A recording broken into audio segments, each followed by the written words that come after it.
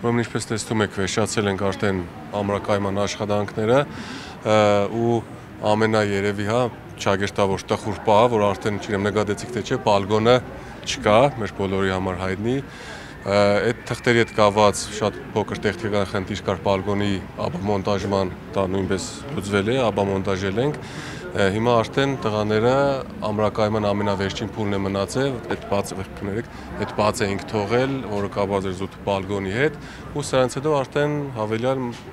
ամրակայման աշխատանքներից հետո հավելյալ աշխատանքները կտարվեն։ Ինչ? Արդեն առանց բալկոնի։ Չէ, բայց մի պահ է առանց բալկոնի, բայց այդ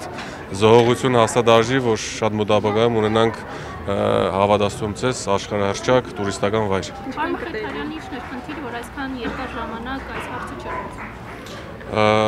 Հիմա եկեք ասում եմ, լավորով այդ խնդիրների մասին էլ չխոսենք, կարևոր է ունենք բոլոր անհրաժեշտ թույլտվությունները, փաստաթղթերը